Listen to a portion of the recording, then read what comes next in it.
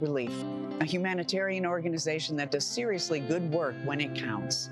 Fires, hurricanes, earthquakes. When disaster strikes, Direct Relief immediately shows up with medicines, medical supplies, and everything doctors and nurses need to save lives. Let's ship her out!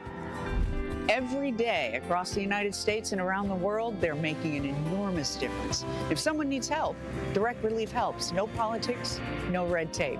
Hey, what you doing over there? Oh, I'm packing insulin for kids with diabetes. See, every box here is literally a lifeline for someone in critical need. So check them out at directrelief.org and donate if you can. You might just bring a smile to someone's face. People don't realize that glaucoma is one of the leading causes of blindness. Because there are often no early symptoms, nearly half of those with glaucoma may not even know they have it until vision loss has occurred. I was diagnosed with normal tension glaucoma in July of 2020.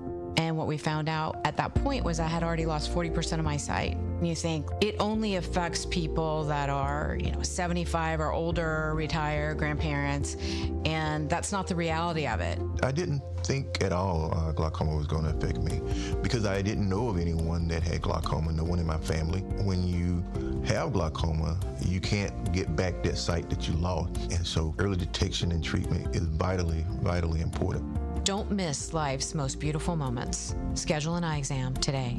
National Glaucoma Research, a Bright Focus Foundation program, offers free resources and tips for healthy vision. Learn how to protect your sight at stopglaucoma.org. Get the truth and nothing but the truth with Sherwin Hughes every weekday from 9 a.m. to 12 p.m. on 101.7 FM, 1510 a.m. WGKB Waukesha, and W269DL Milwaukee, a locally owned Good Karma brand station.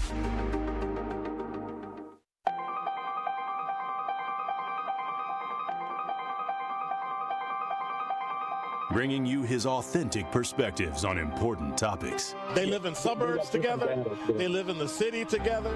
They hang out together, all in the same family. We're the only idiots that fight because we want our voice to only be on one side. Like, does that even make any sense? And when the side loses, you lose everything. They, on the other hand, have a voice no matter what because somebody that looks like them is always in control. Frank, candid, and straight to the point. Well, it's just a skewed system. Of course it is. It's a lot of judgment. But answer my question, though. Should we let people go? Should we let people go? Like, let's just forget about bail altogether. And if your neighbor commits a homicide and kills people, if you kill people and they next to you and you just let them come back and live right next to you, they can live upstairs from you. Let them come in your house. Frank, candid, and straight to the point. This is the best radio show in the state of Wisconsin. Truth in the Afternoon with Dr. Ken Harris on 101.7 The Truth and The Truth app. Now, he's the mayor of the city of Milwaukee. He's a young man. Give him a chance. I only complain about things that I care about. What I want you to do is pretend like I'm in St. Louis. And all I'm asking the mayor and the Common Council president and the Common Council, show me. Now, live from the American Family Insurance Studio at the Avenue in the heart of downtown Milwaukee, here is Dr. Ken Harris.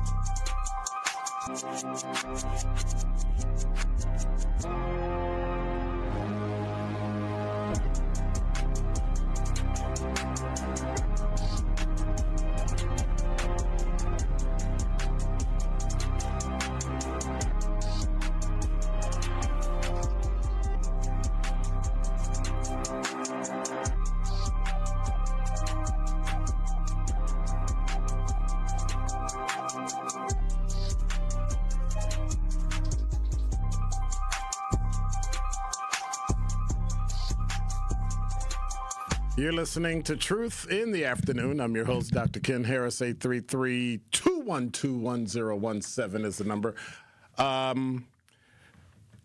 Remember to stream and watch us live on YouTube at 1017thetruth.com. Make sure you subscribe and hit the notification bell so you never miss a minute of a live show. You can also listen live and win Truth giveaways by downloading the 1017 The Truth app in the App Store and Google Play Store. And if you miss all of that, you can listen back anytime on the 1017 The Truth app Apple Podcasts, or Spotify, my favorite, Spotify. So, one of those days. Isn't that a song? Just one of those days. Or maybe it's different. Yes, I'm in a good mood today. It's hump day. It is what it is. I don't even know if my phone is turned off. It's just one of those days. It's just. So I'm feeling a little transparent today, so I'm going to share something with you. Every now and then I get in one of them moods. I just tell you, I'm still mad at Zach because he got some headphones that are like OMG headphones. And then I found out how much he paid for them, and I was really upset because I paid twice that amount. But okay. But anyway, got to get over it. And so you know what I did, right? I just ordered me a pair. So those would be my backup pair because I'm a creature of habit. And so I like to use the same headphones, the same microphone filter, all those little things have to be in place or else it, because sometimes the only person that you can look forward to doing things right is you. And so I've become a fairly transparent person, I think, here at The Truth. And so I want to share something with you that I think most people won't say out loud. And I finally figured out why it wears on me, why things bother me when people say it. There's a difference between acknowledgement and affirmation. There, I said it. Congratulations, good job. You did what you were supposed to do. You get it, right? That's acknowledgement of something you did. But I'm proud of you. That's affirmation. That hits different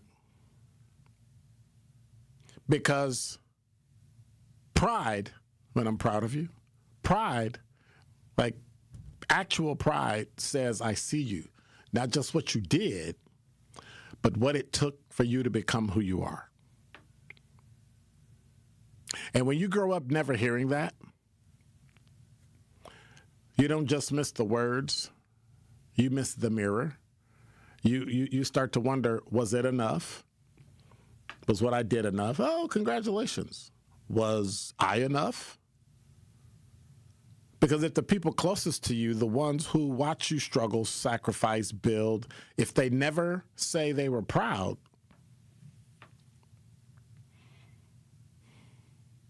then what exactly are they seeing? I've never had anybody in my life tell me, you know what, I'm proud of you. I've heard, congratulations, you did a great job, outstanding, but I never heard, I'm proud of you. And that doesn't mean you get to say it because you don't mean it. You're just saying it because I said it. But let's be honest. Some households produce survivors. A lot of people in the black community produce survivors, not celebrated individuals. We survive. We get fed, we get clothed, we get pushed to achieve,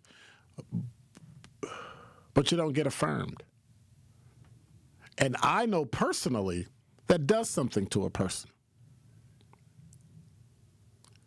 So when people come to me and they ask, oh, why you always, you always driving and moving and doing and this, well, you become a high performer. But you internally question yourself. Did I do the right thing? Am I doing the right thing? Is this what I should be doing? You become accomplished, but never settled. And people always tell me, when you going to settle down?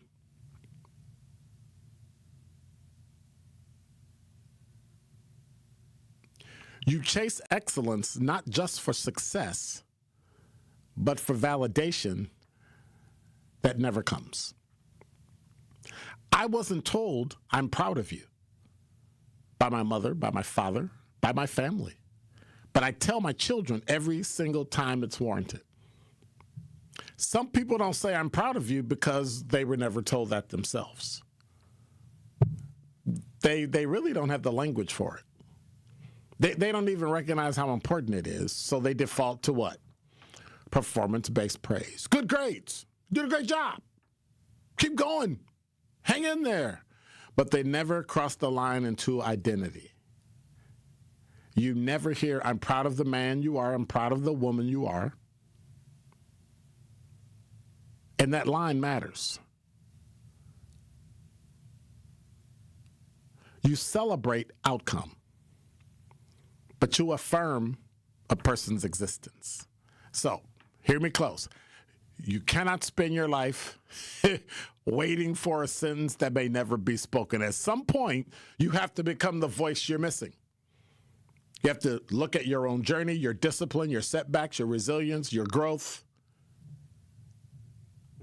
and then say it to yourself, like I did.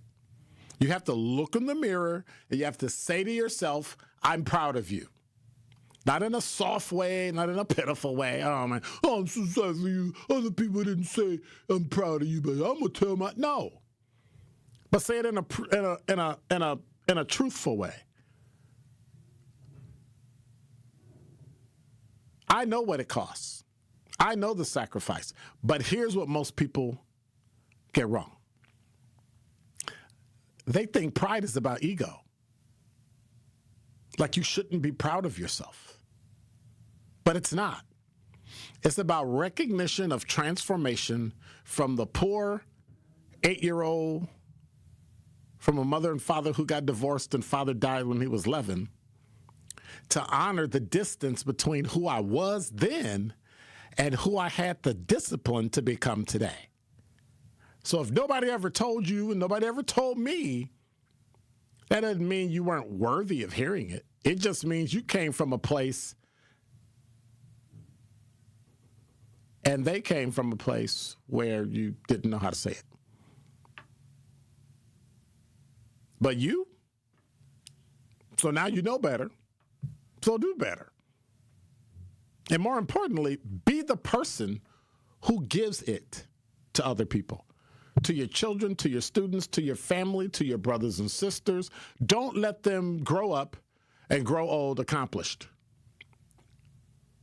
but really unsure if they matter or they're making a distance, because they'll remember that sentence longer after any trophy or any, oh my God, you won the WBA Best Radio Show. You won the WBA Best Specialty Programming. Ooh. If you're going to give praise, make it count. Make it mean something. Why do I say all that? Because praise without purpose is like, it's like directions with no destination. Heard, but going nowhere. And that is Dr. Ken's Truth on the new 101.7 The Truth. From the biggest plays on the court to the comments made in the locker room after. An in-depth recap of every Bucks game. In 6 minutes. No more, no less. Bucks in 6 on the Bucks Plus audio network. If you missed any of the game or just want to relive the biggest moments, Bucks in 6 provides game recaps every morning after. Hear the high-flying dunks from Giannis or the deep threes from Miles Turner. And catch the comments post-game about what happened on the court. Bucks in 6 on the Bucks Plus audio network. Find it now on bucks.com/plus or on Spotify, Apple, or wherever you get your podcasts. As the White House threatens to take over state elections, restrict abortion nationwide, and take away our health care, the Wisconsin Supreme Court is the last line of defense for our rights. That's why the Supreme Court election on April 7th is so critical. The ACLU does not endorse or oppose candidates, but wants you to make an informed decision. When it comes to abortion rights, Maria Lazar supported overturning Roe v. Wade and is endorsed by groups that want to ban abortion. Chris Taylor voted against abortion bans and defended abortion rights while working with Planned Parenthood. And on the issue of voting rights in Wisconsin, Maria Lazar defended efforts to rig elections for one political party through extreme gerrymandering of congressional and legislative districts. Chris Taylor opposes rigging the system with extreme partisan gerrymandering. On April 7th, stand up for our rights. Paid for by American Civil Liberties Union, Incorporated. Our children deserve a real chance to make it in life, and a good education is a passport to opportunity. At City Ford Collective, we're working to make sure there's a great Milwaukee school for every Milwaukee family, because more good options lead to better outcomes. And who doesn't want that? Together, we can give every child the foundation they need to thrive, and a stronger future for kids means a stronger future for Milwaukee. To learn more about our mission, visit us at cityfordcollective.org. That's cityfordcollective.org. You spend more than 2,500 hours a year on your mattress, so is your mattress working for you? It's time to upgrade your sleep game during Steinhoffel's Mattress Madness. Their sleep experts will match you with the perfect mattress so you can wake up rested, refreshed, and ready to take on the day. Shop all the top brands at unbeatable prices, plus enjoy free delivery and a 120-night sleep guarantee so you can rest easy knowing you made the right choice. Shop Mattress Madness in store at steinhoffels.com today. Prizes, exclusive experiences, even cash money. You want it? We've got it. Find a list of all contests and official rules by visiting truthcontests.com. That's truthcontests.com. Happy kids heal faster, and that's why Starlight is dedicated to improving the mental well-being of sick kids across the U.S. Learn how at starlight.org. Proud partner of your Milwaukee Bucks. One call, that's all. It's Truth in the Afternoon with Dr. Ken Harris on 1017 The Truth app, and 1017thetruth.com.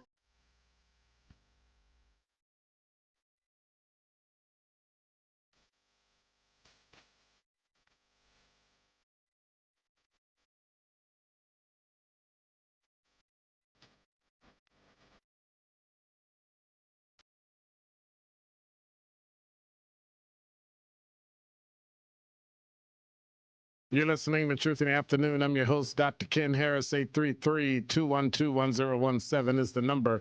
Got any questions, comments, complaints on what I just said? Todd said, hi, Dr. Ken. That is relative to not being told I love you. They really go hand in hand, that and not being proud of you. Okay.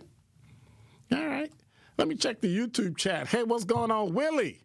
Willie got in first, but you're still not first because Quanda's always first, even when you're first. Hey, what's up, Quanda? She say, attendance, I'm good. I'm here. Good evening, Dr. Ken. Let me see. Not really a city girl. What's going on? You working?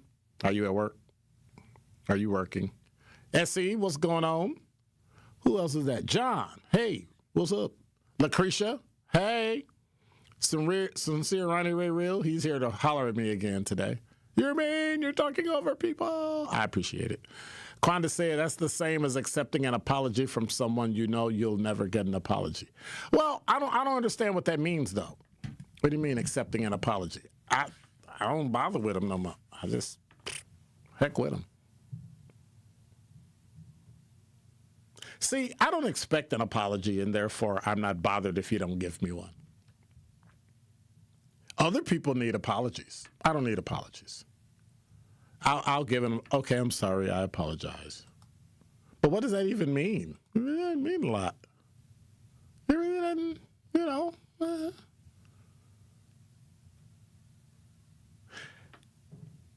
It doesn't mean you didn't mean what you said or did.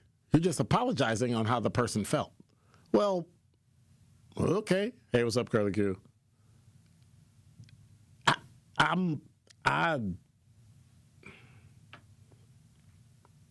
Quanda said, because most don't like to take accountability or simply apologize. I don't worry about it either. I give people the deuces.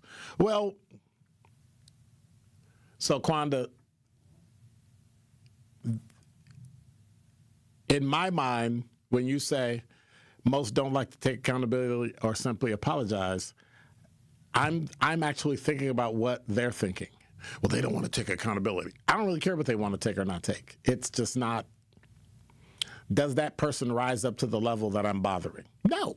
And that's a sign of maturity. Not maturity. I mean maturity in age, not maturity in emotion. That's a sign of, I believe, wisdom, where over time, you just don't bother. Because that means I got to actually do something. Or you just accept it for what it is.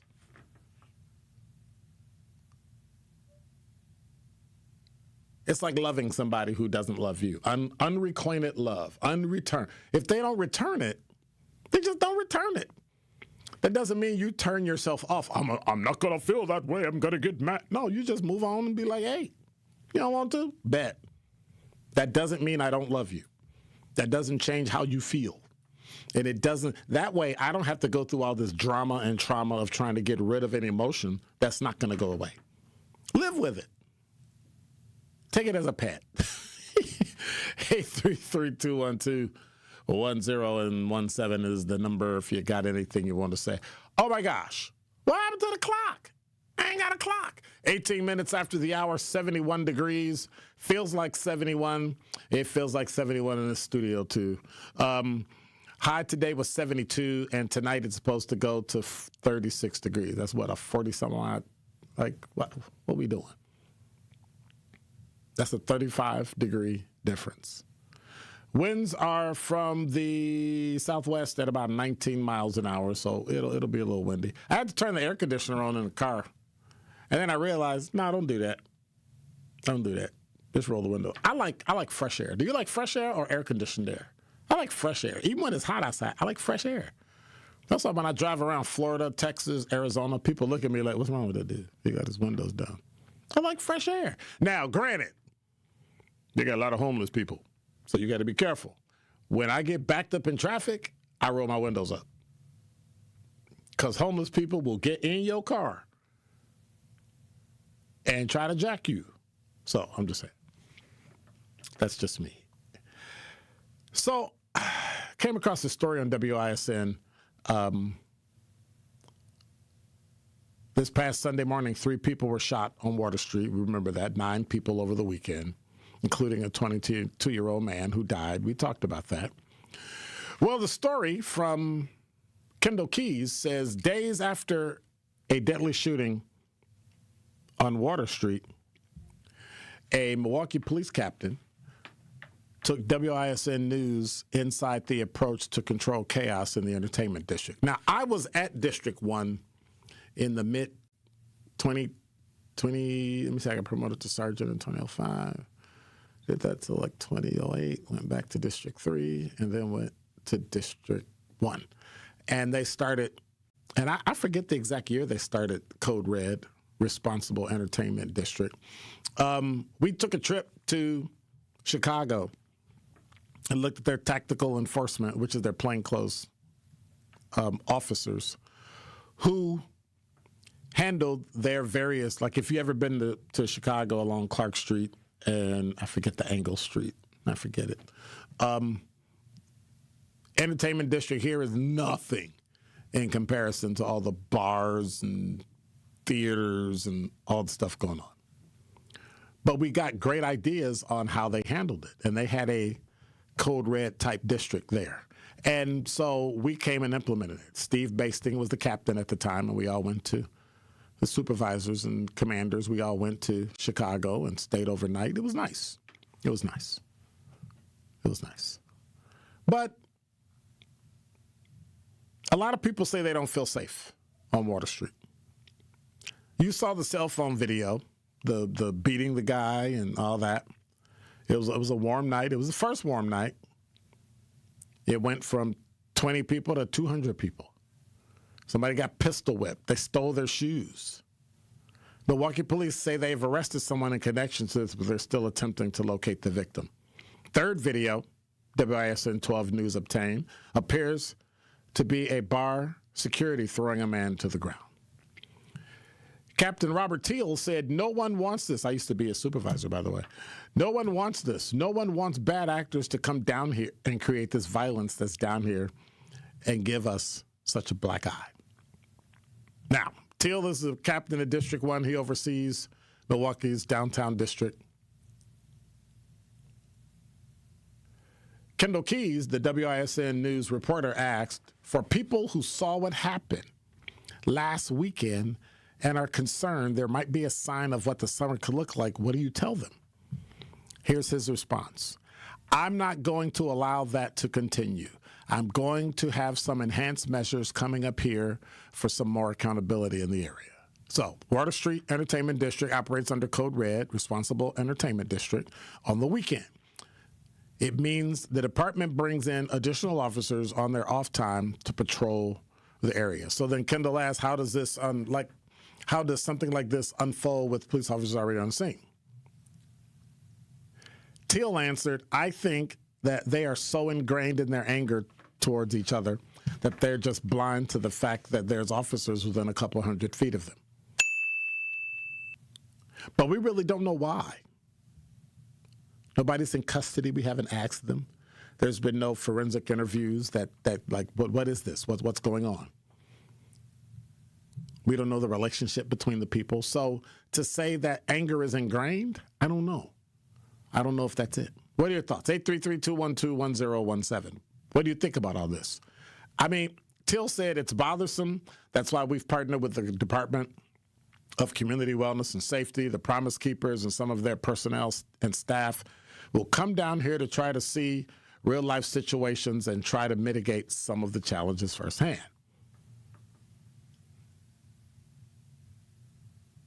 So then how do you do that?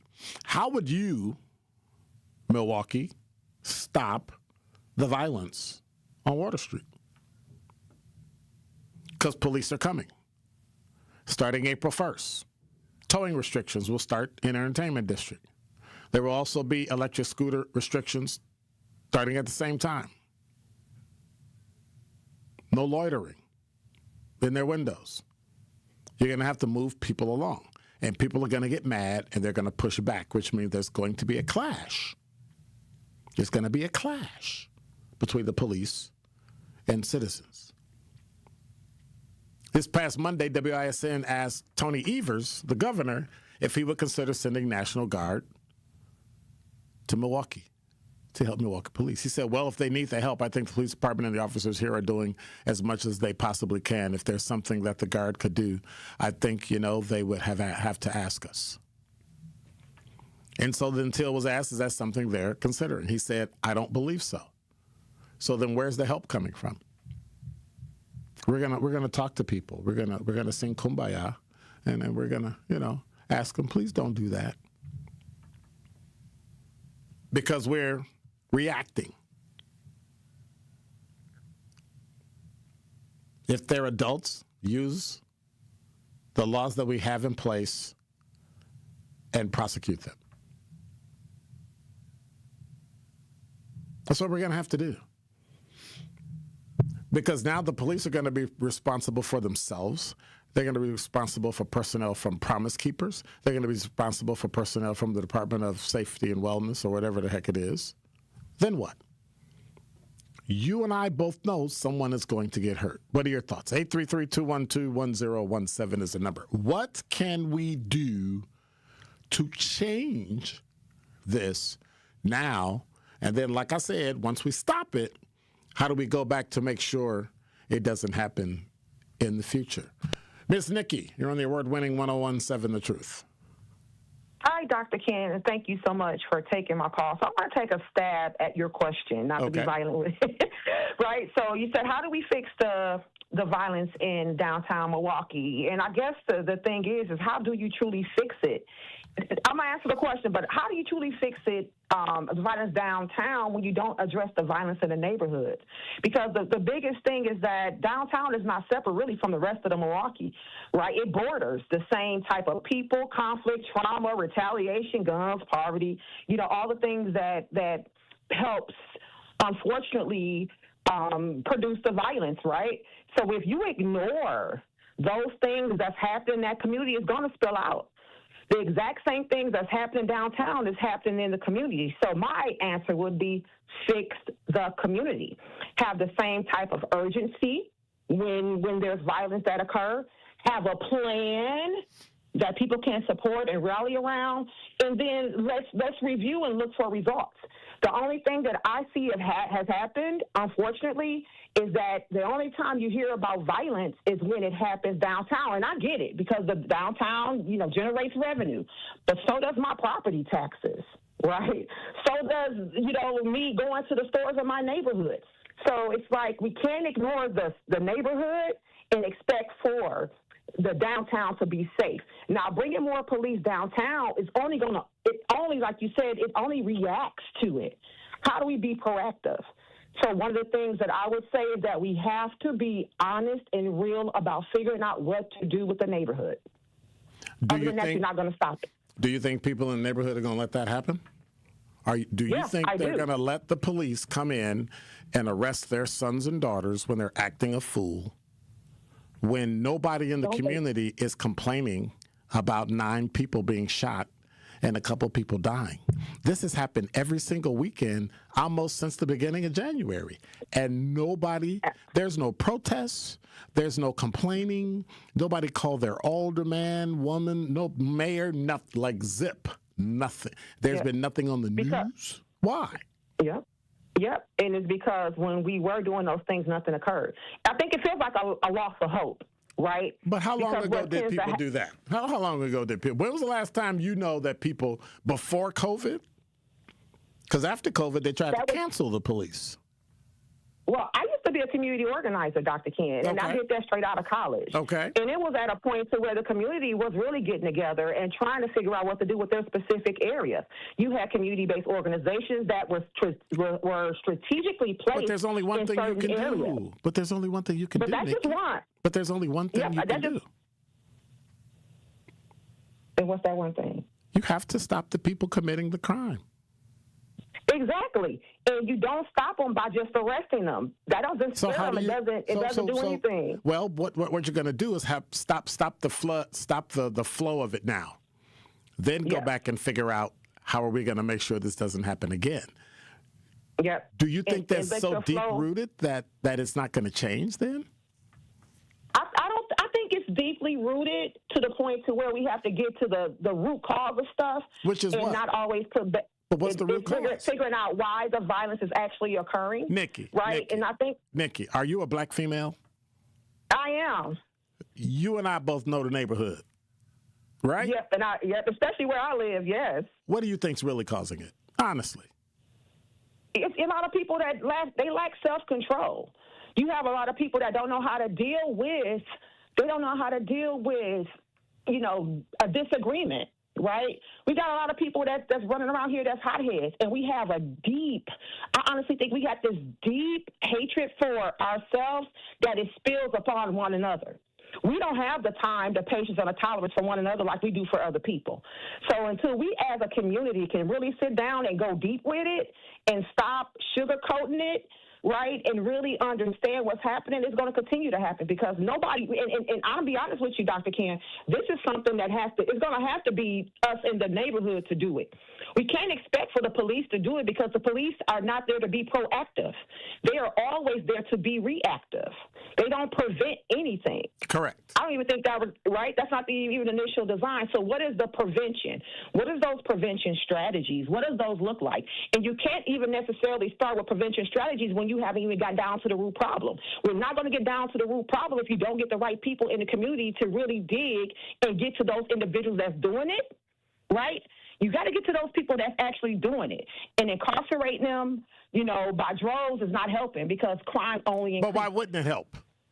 Why wouldn't it help? If I'm getting a person off the street who's causing crime and mischievous and tearing up houses and breaking in cars and all that, when they're taken into custody, that stops. That gives you time to reset. No. It calms the community, and it gives you a time to reset, fix your property, fix your neighborhood, and then figure out how we're going to make sure this doesn't happen again. But nobody seems to want to use all of the resources we have. Oh, I want to use it, but I don't want to use police. Well, that's the biggest tool you have. I have a hammer that I can use on a nail that's the size of the city of Milwaukee, but I don't want to use it because I really don't like the police. And you just said something, too, that, and I think it's sad. I think it's sad that the biggest tool we have is the police. I think it's sad that we don't have things that's happening in the community where we can address things on the community level. Correct. You don't have the community-based organizations anymore where you can walk in. I taught anger management. I taught anger management for those who were coming out of incarceration. I went inside the house correction. I did anger management. And I had a special training for anger management with females. But none of these kids have been locked up before, probably. Yeah, and a lot of these programs and I'm thinking, I hate to sound like an old person, that what used to exist, right? Some of these programs that were actually in the community to address that, the whole purpose was to keep the kids out of incarceration. Correct. But something's going to have to be done now because just incarcerating, like you said, I do honestly believe so. That don't let me get off this phone making anybody think that I disagree with anybody that commits a crime, that they should not be held accountable, because I said they do, especially at this point in the community when you are now you're terrorizing the residents. There are certain things that I don't do in my community no more where I pay my taxes because I'm afraid. So you're talking to a community member that's afraid to be in her own community. So I can't necessarily even think about being downtown.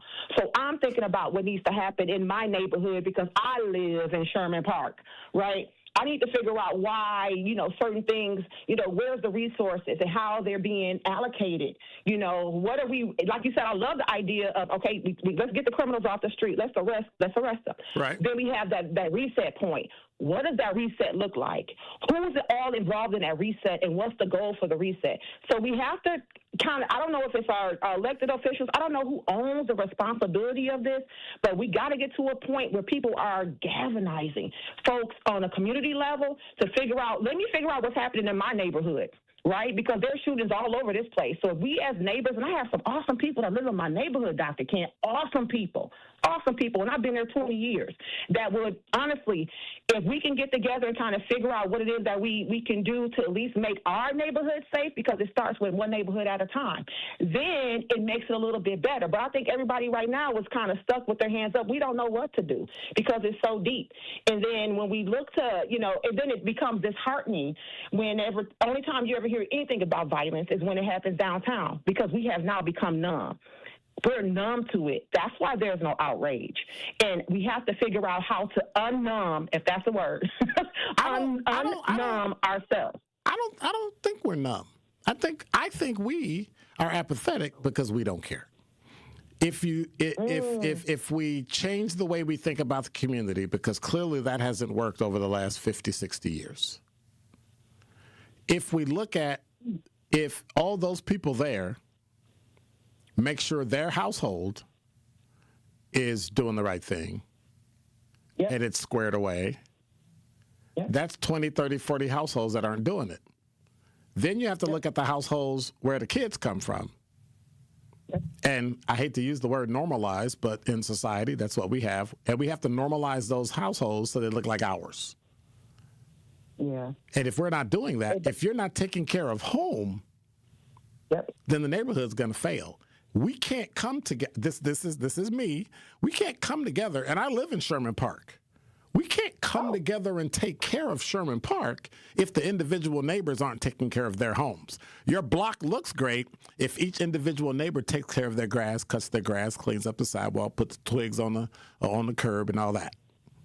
If we don't, your neighborhood looks like trash when there's only one person that's doing the trash.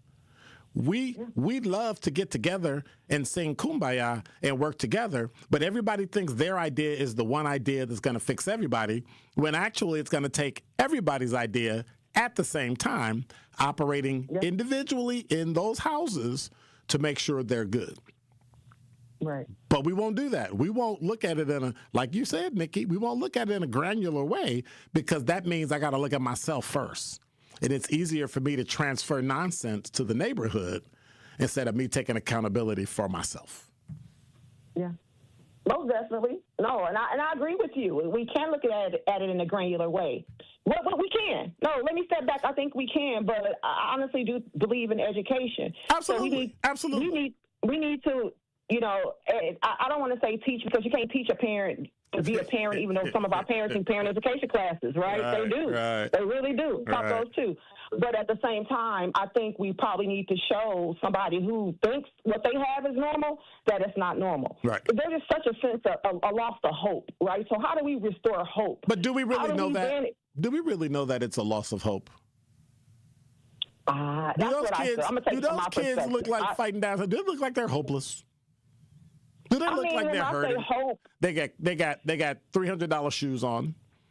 They got gold watches, gold necklaces, earrings in their ear.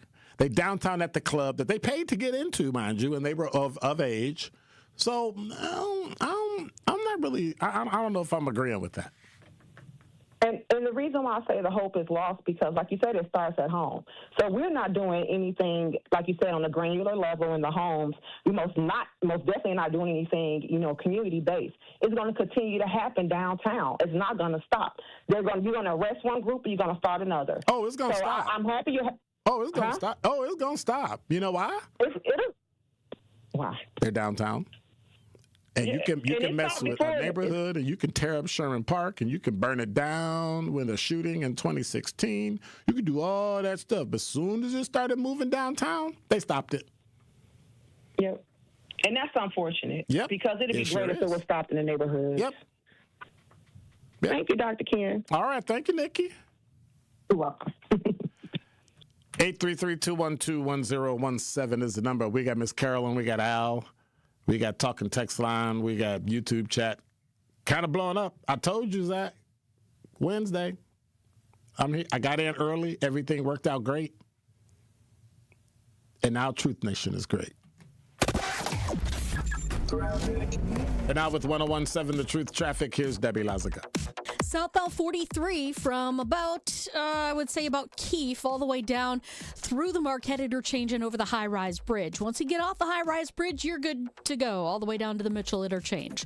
Southbound 41, a different story. We've got delays right past Capitol Drive, and then you're back on the brakes from the Zoo interchange, pretty much all the way down and around the Hale interchange to 76th. Also, westbound 94, a little bit heavy, 27th Street to Mitchell Boulevard. The eastbound side is going to be slow, basically just before 70th Street all the way through to about 35th. Highway 175 northbound right at the ramp from Wells Street. We do have the left lane blocked with a broken down vehicle.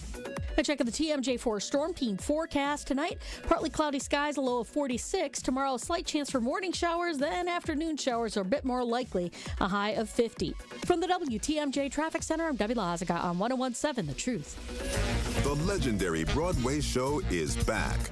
The Wiz.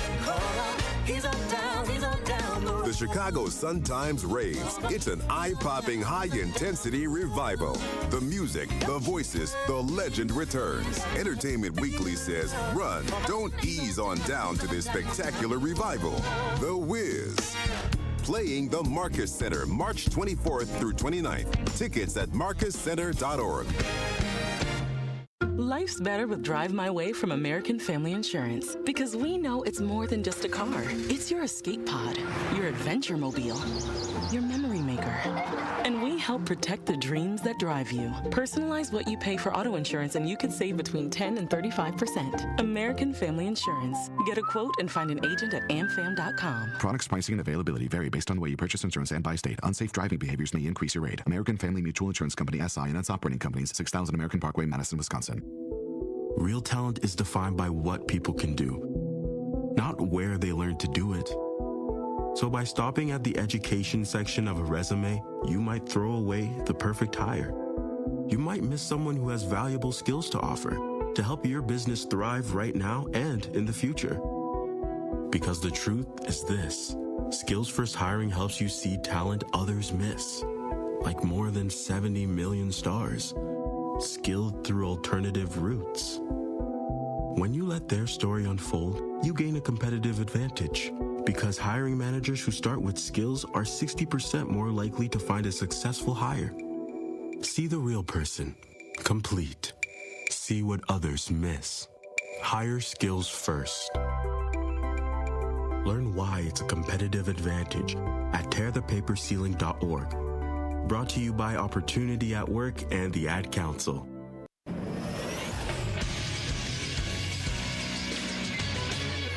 This is Associated Bank Sports Update on 101.7 The Truth is powered by ESPN Milwaukee. I'm Nazir Spencer. The Bucks are looking to add on to their wins tonight as they visit Damian Lillard in Portland. The game against the Blazers is tonight at 9. Brewers opening day is tomorrow against the White Sox. Brandon Sproat, who came to the Brewers in the Freddie Peralta deal with the Mets, looked good this exhibition games, putting up 4 innings pitched, 5 kills, 2 hits, and no runs. He says he wasn't sure he made the team until Murphy called him out. I went and got food because my day was over. I came around the corner and he was standing by his office. He was like, "Hey, you made the team." He's like, "Deal with it." I was like, "Sounds good, appreciate it." The Chicago White Sox come to town for a 3-game series, and opening day is tomorrow with first pitch at 2:10. The Wisconsin's women's basketball team advanced in the Women's Basketball Invitational Tournament after entering with a 10-game losing streak. Their next game is Thursday at 6:30 against Harvard. I'm Nazir Spencer, and this is the True Sports Update on 101.7 The Truth. More of Truth in the Afternoon with Dr. Ken Harris is next on 101.7 The Truth, The Truth app, and 1017thetruth.com.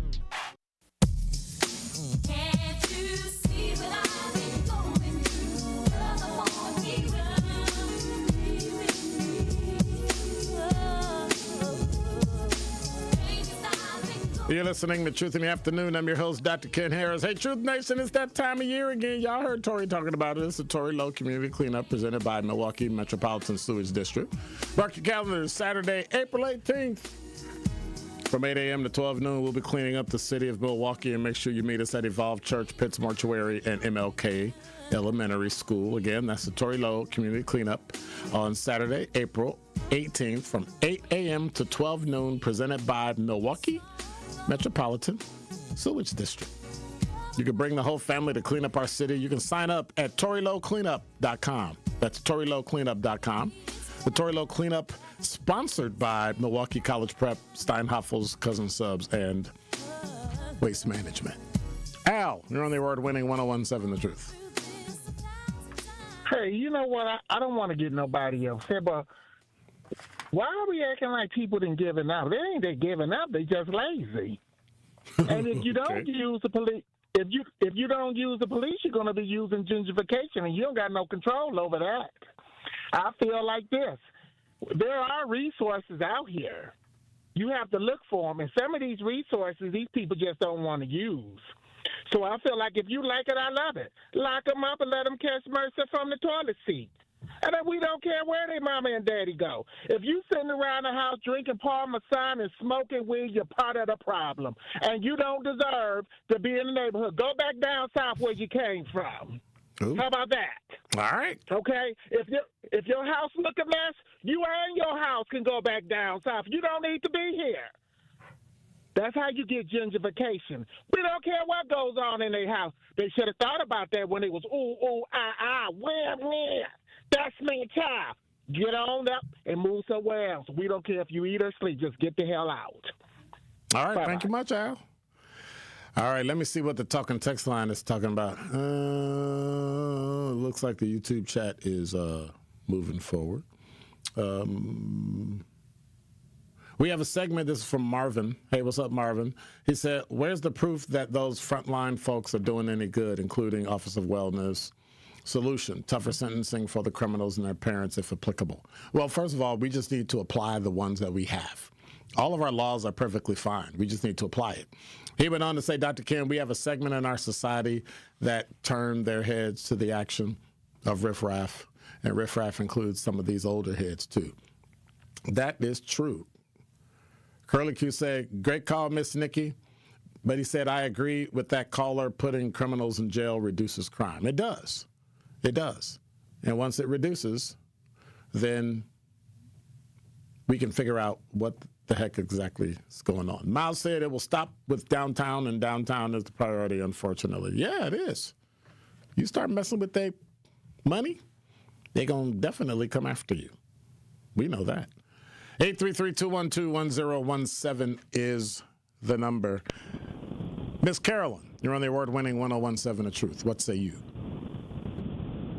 Hey, Dr. Ken, I'm just shaking my head. I've been on this earth for 6 decades, and it seems like this problem, instead of changing, it's gotten worse, that our young kids are not behaving. And it all goes back to the parenting. We can invent everything we want to in the world, but if they don't come out of a home that has taught love, respect, they're going to act like whatever. So I'm like this. It starts with the parents, and I've seen this one news clip where the parent gave the guy AK-47 or whatever, and he went and shot up some kids and whatever. They charged the parents. So look at the parents, and like I said, it starts at home. You have to train your children at home, because if you don't train them, how do you expect them to go out there and act in public? You can't, because you have not done any home training. It is on these parents. My generation, I seen how my mother didn't raise us. And my friends that have grown up with me were in our mid-60s and stuff, the ones that their parents trained them, we are all out here working professional. The ones who their mother let them do whatever they want to do, they're either on drugs right now or they're in the grave and stuff. So I'm just shaking my head. I'm in awe. And as far as this incarcerating them, sending them to jail to make them act right, that don't work either, because they go to jail, they be on the iPad calling you. You be like, hey, how are you calling me? It's almost like a resort now. So jail is no threat no more. Yep. Well, it depends on where you send them. Jail is one thing. Prison is a whole other issue. They be calling you from the prison on iPad. No, not if you ship them out to Idaho or Montana. Well, that's Arizona. Well, look, that's where they need to start shipping them, because I promise you, these ones around here and stuff, they be calling and stuff, and calling you like, case manager Carolyn, can you sit? I said, how'd you calling me? Some of these prisons are too soft, so people they're not scared to go there no more. No, they're not. It's not like it was when they had the prison in San Francisco, right, on that rock. Yeah. That's what they need to do. Alcatraz. They need to send them to prison. Watch this. Yes, they Watch need to this. send them to prison. Watch this. We need an escape from New York. Yeah, we do. We Have need a an good one, escape. Dr. Ken. All right, take care. We need an escape from New York. We need to find a place, okay. I don't think you should do that to anybody, because that's the same thing when they I forget what they called it in Seattle, when they shut out the police and burned up the police district and went in and created their own type thing, and people were dying and women were getting raped and all kind of craziness. So we know that's not good. We already know that is not good. But what are we going to do about the city? Because now the police are responding to downtown, but they're not responding to the neighborhood like that. And at some point, people are going to have to stand up and demand change. That means you got to go to City Hall. You got to demand to see the mayor, and if he doesn't come out, it'll show what he feels. You have to demand to see the Common Council. If y'all got to have a meeting, because I know if 3 or 4 Common Council members are together, it's considered a meeting, and you got to have minutes and notice and all that. Well, then guess what? We're going to have to do that. Because y'all going to have to step up and figure out what the heck are y'all doing. All of the Common Council is MIA, including my alderman. MIA, gone, zip. We haven't heard anything. Have you seen or read anything from anybody that's an elected official in the city of Milwaukee?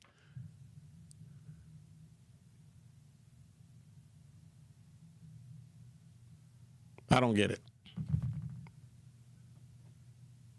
I don't get it. And I mean to the point where people aren't even upset.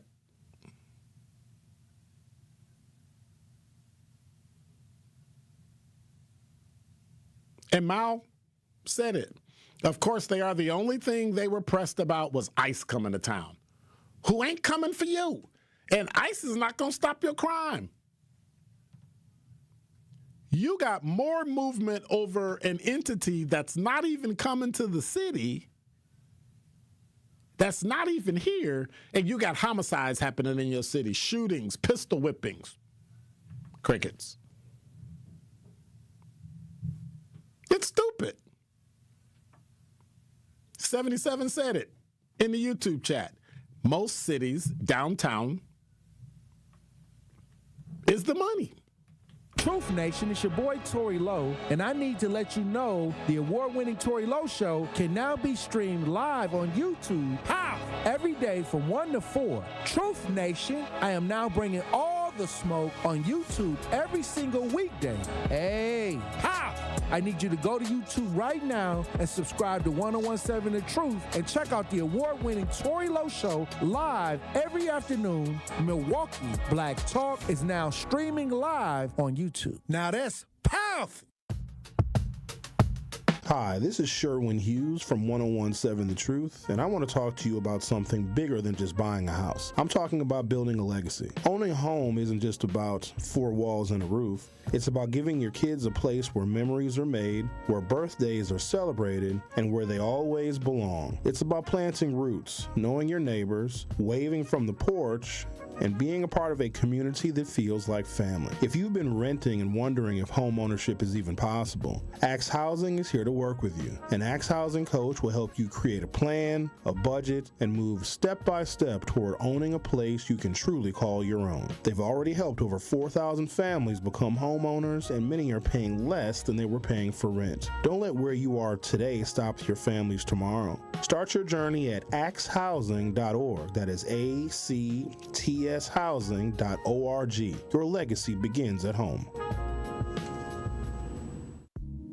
Join me every Friday at 11 a.m. for the Milwaukee Experience with Sherwin Hughes, presented by Visit Milwaukee. We're a city that knows how to celebrate, where the calendar is packed with festivals, the plates are piled high with flavor, and a lakefront sunrise sets the stage. Here in Milwaukee, every street leads to something worth savoring, a place that welcomes you with open arms and where joy is shared in bites, beats, and cheers. The Milwaukee Experience every Friday at 11 a.m. exclusively on The Truth with Sherwin Hughes, presented by Visit Milwaukee. Redlining happened here. Some neighborhoods are still left behind. When decisions are made about our blocks, our homes, and our families, we deserve to be heard. The Milwaukee County Office of Equity and Empower invites you to help us tell the story of wealth by taking a short survey online. What do you need to build wealth for your family, business, or neighborhood? Take the survey and be entered in to win concert tickets, cash prizes, and more. Take the survey now through the end of March at mkestoryofwealth.com. That's mkestoryofwealth.com. It starts with a spark. At Milwaukee College Prep, they nurture that spark from age 3 through 8th grade, building scholars with knowledge, character, and confidence. 88% of their students face economic hardship, but that does not define them. At MCP, they see students' potential, and they help them live up to that potential. 4 campuses, 1 mission. College and beyond, MCP is free, high-performing, and open to all Milwaukee families. Visit MilwaukeeCollegePrep.com to enroll or get involved. That's MilwaukeeCollegePrep.com. This is Truth in the Afternoon with Dr. Ken Harris on 1017 The Truth, The Truth app, and 1017thetruth.com. You're listening to Truth in the Afternoon. I'm your host, Dr. Ken Harris. We've been talking about downtown Milwaukee and the crime. And what are we going to do? We're going to get the National Guard? More police? Community safety and wellness? Promise keepers? Police? Come here. Yeah, we keep going in a circle. Lockton Lovely said, if the mayor, the police, and the Common Council don't do something about the crime, citizens will increase their CCWs and we will end up having court in the street. God help us.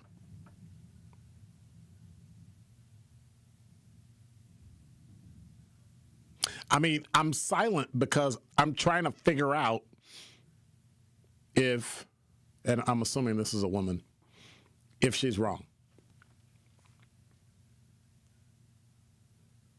And I'm going through my brain, and it keeps coming back snake eyes. Nope. Melissa said, yes, they can come in and arrest. I'm very hard-pressed not to agree. Of course, Quanda said absolutely not. What are you saying absolutely not about? Which part? All of it? National Guard? What? CCW? What? If people don't feel safe, they are going to respond at a human level. That human level says, I protect myself and my family. We continue this in the 5 o'clock hour. I got other stuff I want to talk about, but of course, as always, you can remember to watch us live on YouTube and 1017thetruth.com. Top 5 at 5 up next.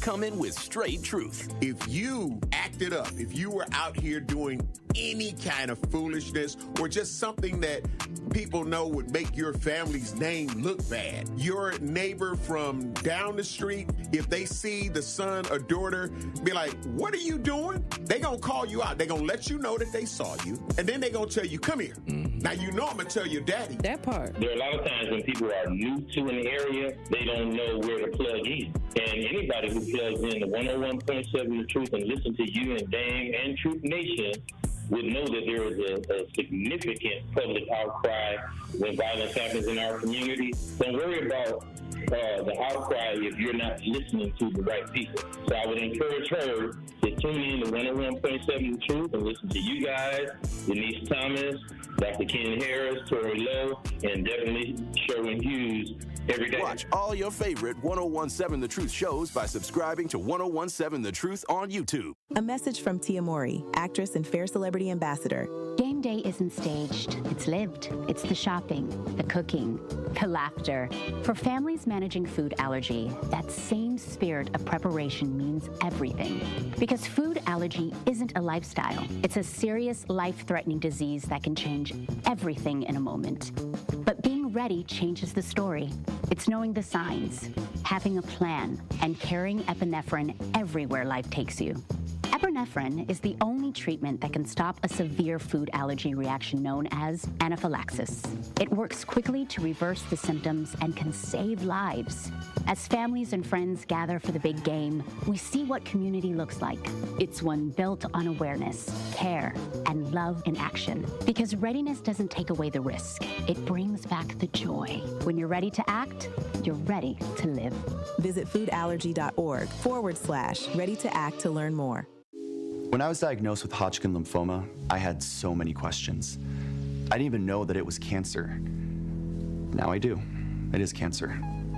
Blood cancer. It's actually one of more than 100 different types, and they're all treated differently.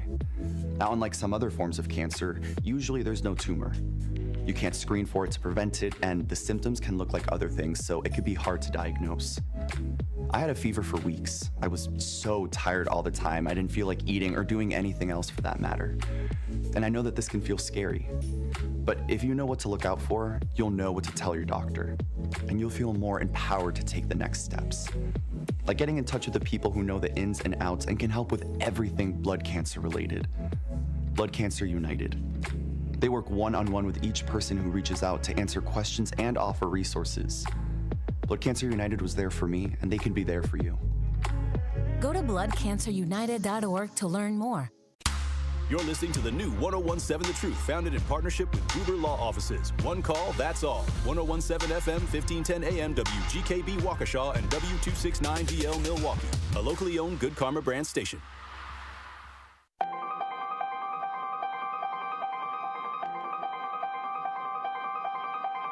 Bringing you his authentic perspectives on important topics. They live in suburbs together. They live in the city together.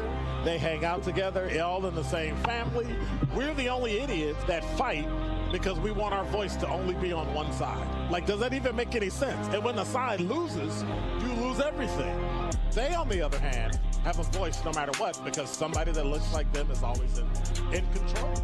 Frank, candid, and straight to the point. Well, it's just a skewed system. Of course it is. It's a lot of judgment. But answer my question, though. Should we let people go? Should we let people go? Like, let's just forget about bail altogether. And if your neighbor commits a homicide and kills people up, if you kill people and they next to you and you just let them come back and live right next to you, they can live upstairs from you. Let them come in your house. Frank, candid, and straight to the point. This is the best radio show in the state of Wisconsin. Truth in the Afternoon with Dr. Ken Harris on 101.7 The Truth and The Truth app. Now, he's the mayor of the city of Milwaukee.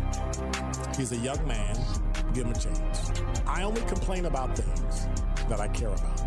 What I want you to do is pretend like I'm in St. Louis. And all I'm asking the mayor and the Common Council president and the Common Council, Show me. Now, live from the American Family Insurance Studio at the Avenue in the heart of downtown Milwaukee, here is Dr. Ken Harris.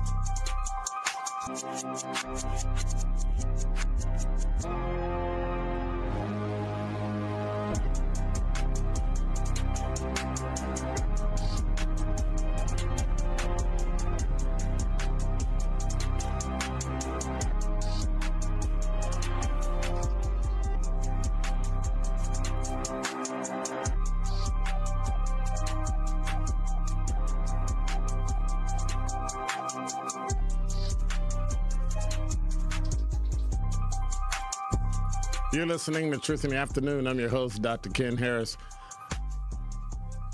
Quanda said, Locked and Lovely comment, she's right. The absolutely not was because you said you don't know if she's wrong for saying so. Locked and Lovely said, Dr. Ken, yes, I'm a cisgender heterosexual woman. What in the hell is a cisgender? Stop letting other people change who you are so that you can make them feel good about themselves. You're a woman. You're a woman. Period. Period. There's only two genders. Okay, I'm sorry. And I'm hoping I'm wrong too, but if there's no justice, there will be no peace, and people might take the law into their own hands. I think that won't happen because I think people with concealed carry licenses will defend themselves versus being proactive. When you take justice into your own hands, you commit a crime. That's retribution. That's revenge. But if you're defending yourself legally, I don't have a problem. I just got a problem with the cisgender thing. Okay, I'm just that just irks me. You mean you're a black woman? You're a woman. Period. Cisgender nonsense. Not you, Locked and Lovely, because you know Locked and Lovely is locked and lovely. I don't want her locked and looking at me. I don't want her locked and looking. Where's Dr. Ken? Yes, this is. She said, right, Mal, I think she was really disappointed and discouraged yesterday from her comments not showing. Really? Oh, come on. Girl, come on. Didn't nobody block you? Where's she at? Where's she at? We looking for Crystal.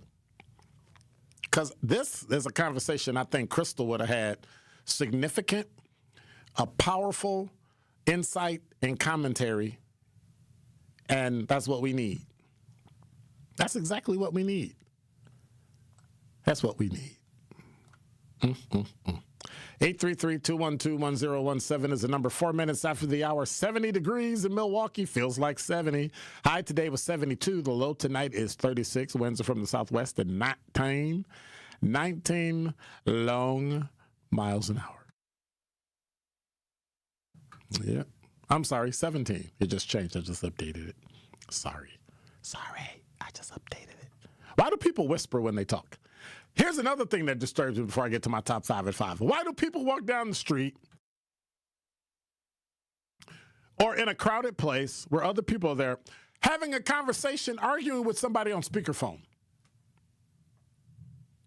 Tell me I will buy you a pair of earbuds or earphones or headphones, and you can use them. But they actually are talking. I don't want to hear your conversation. I don't want to hear you cussing out somebody and them cussing at you. Makes absolutely no sense.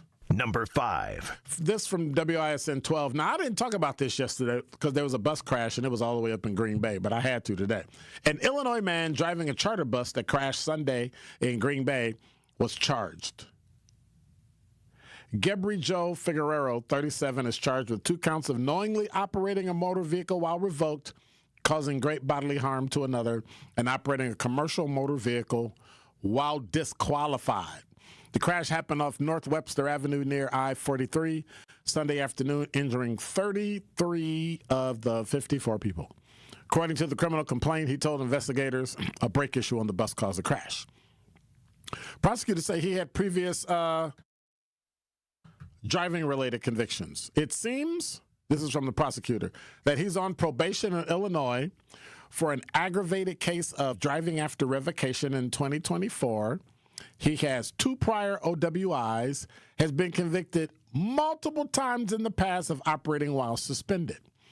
The bus company, Lucky Charters and Tours, LLC, is based in Wheeling, Illinois. Records show the company is not authorized to transport people for hire, and it did not have the required insurance. Whoa. 12 News Investigates went to the bus company's location in Wheeling, Illinois. No answer at the door or the door to Figueroa's home. The man who owns the building Figueroa rents from says he is 3 months behind on rent, roughly $1,100. The building's owner, Kim Mao, said that's really bad. They're in big trouble now. During a court hearing on Tuesday, the court commissioner set bond at $5,000 cash, and he's scheduled to appear, Figueroa is. It's scheduled to appear next in court April 18th. Of course, Figueroa's attorney did not respond to requests for comment. And if you were ready for it, well, Wisconsin Supreme Court debate is canceled. Number 4. See, I thought, and maybe somebody in the news would learn this, canceled and postponed are two different things. The debate for tonight on WISN 12 has been postponed until Thursday, April 2nd, after Judge Chris Taylor's campaign says she was evaluated at the hospital and diagnosed with kidney stones. Primetime debate was the first and only meeting between Taylor and Judge Maria Lazar, and it'll take place at 7 o'clock p.m. at WISN instead of Marquette Law School because of the last-minute change and scheduling conflicts. This morning, Judge Taylor, this is the campaign. Judge Taylor visited urgent care after waking up feeling unwell. Physicians then recommended she visit the hospital for additional evaluation. Lazar's campaign said of hearing the news, we wish Chris Taylor speedy recovery, look forward to a robust debate as soon as possible for the voters of Wisconsin. She was discharged this afternoon. Campaign says she'll rest and recover for a couple days before returning to the campaign trail. So we'll see. It's only 5 days till election. So, when they do it on the 2nd, it's only 5 days. So whoever's doing it, it's going to make or break their campaign. And by the way, would you ever move to Whitefish Bay? Zach, would you ever move to Whitefish Bay? Why not? I don't like whitefish. Wow. I mean, white people or white fish? White fish. White fish. Okay. Well, lucky you didn't, because their taxes are about to go. Whew.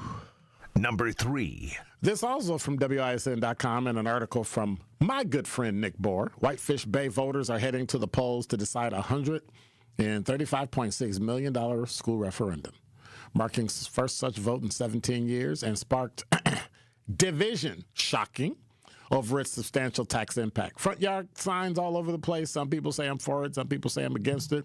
Someone said, someone did it for my children and I'm going to do it for them.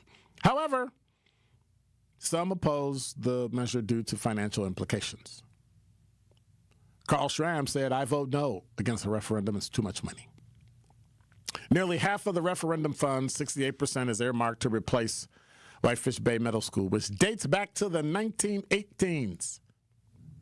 The plan includes constructing a new middle school right next to Whitefish Bay High School, and the remaining funds will be allocated for renovations at the elementary school and the high school. So what's the tax implication of all this? Well, for the average Whitefish Bay home valued at $685,000 for absolutely no reason other than it's predominantly white in a northeast suburb, and they keep their taxes, they keep their taxes and their home prices artificially high so some people can't move in.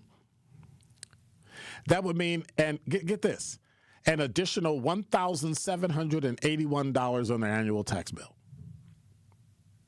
Schramm, who voted early, said his taxes would increase by $1,000. He said, my retirement funds are running low, and when I see those funds going down, and then them asking for this kind of money, I just can't justify it. I have to vote no. He added he could possibly support a referendum seeking maybe half, and said the full impact is too much. There's a neighbor that actually supports it. Person named Murphy. They say, I don't have kids in the system anymore. My kids have excelled amazingly, so I really appreciate that, and I hope for the future of our kids that's true too. Whitefish Bay School District plans to hold an information session on the eve of Election Day to present its case to voters one last time. Last time they had an increase was in 2009 for $23 million, and it was approved. Should Milwaukee, well, we're eventually going to need another one. You know, that outgoing superintendent that shall remain nameless basically said, hey, we thank you, this is great, but we're going to need another one. Huh? Right, after it passed. So, yeah. But my head is still reeling of all the things to steal. Number 2. From Fox6Now.com, I talked about this story before where the guy took people's pianos to fix them and then didn't return them. Well, West Dallas police are investigating the discovery of dozens of pianos at a storage facility. They're trying to return the pianos to customers of a long-time business that ran into legal trouble in recent years. So here's the backstory. Repairing antique pianos is a dying art. Since 1957, people have trusted Newhouse Piano Workshop on Greenfield Avenue. Over the last decade, people have come forward saying they have no idea what happened to their piano after taking it to the workshop. They spent thousands of dollars up front, waited years for their instruments returned. Cassie Kaminsky says her piano was sent to Newhouse for repairs in 2023. You know it's 2026 now, right? She says the business stopped responding to calls and emails.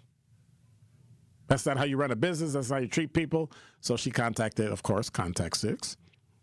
Some of the customers may finally get their answer thanks to a discovery at a nearby storage facility. In February, West Dallas Deputy Chief Bob Fletcher says they learned of the storage units possibly connected to the workshop. They were contacted by a citizen that came into possession of 3 different storage lockers, and they realized the storage locker had numerous pianos in it. The lockers are at Storage Rentals of America on Lapham Avenue, and they say that they found 29 pianos inside, large portions of pianos. Evidence points to Newhouse Piano Workshop as renting the lockers. The bill was unpaid, of course, and so now they gave them to somebody else, and that's how they acquired it. Fletcher says the person saw how Contact 6 was doing the reporting and worried some of the pianos might have been stolen, kind of put 2 and 2 together, and now they're working to catalog them. Here's my problem. It sounds like he was doing with pianos what thieves do with cars, right? You steal a car, you sell a car, but when you sell the car, you need parts. So you go steal a car that has the parts, and then you take it back and you put it on the car that you're either fixing or selling, and then you give it back.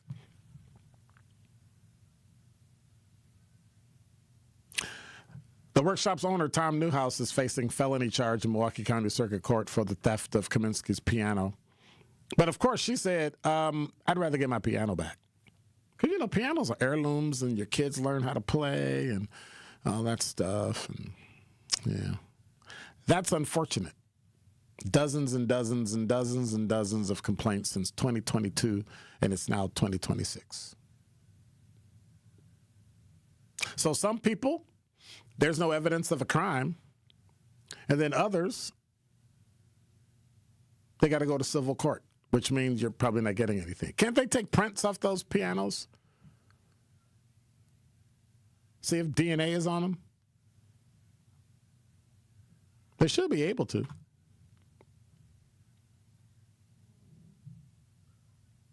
I'm just saying. That's unfortunate. That's unfortunate. And finally, ICE is out, but, well, not yet. Number 1. From Milwaukee Journal-Sentinel, Milwaukee City Attorney Evan Goyke put a pause on a piece of Common Council legislation that would have barred all law enforcement officers in the city of Milwaukee from wearing masks because he needed more time to decide whether it's legal and enforceable, which I wouldn't think it is. The proposed ordinance is part of the council's package of ICE-out measures that aim to limit the impact of a major U.S. immigration and customs enforcement operation in Milwaukee.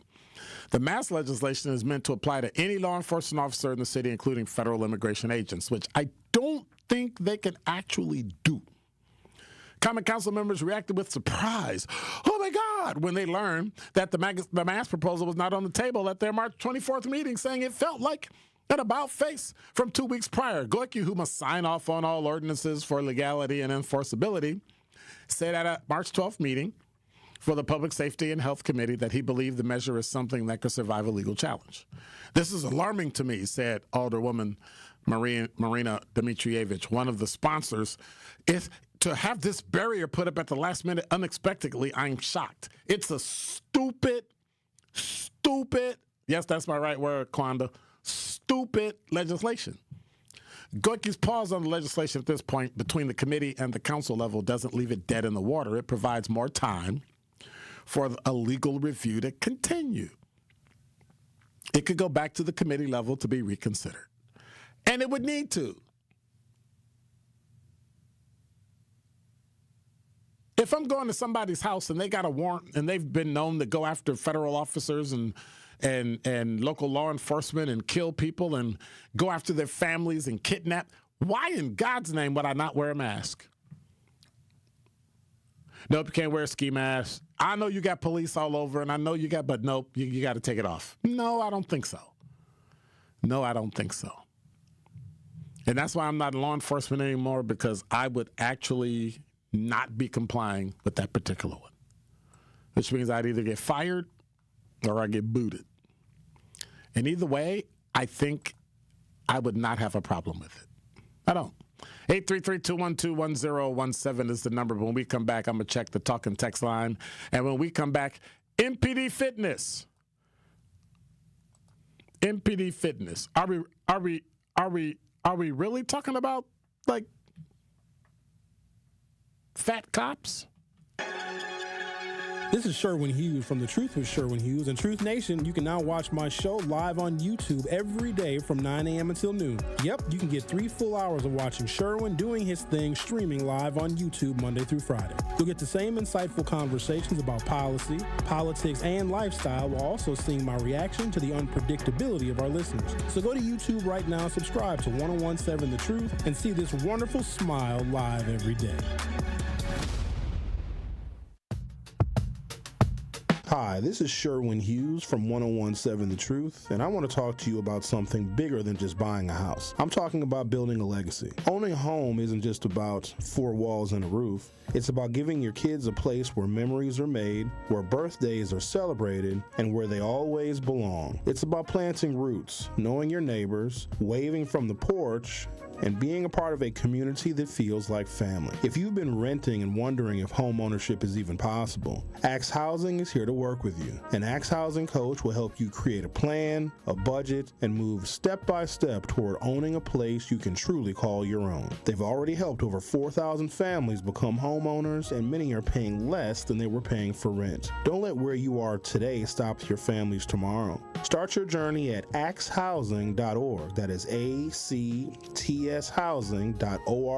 Your legacy begins at home.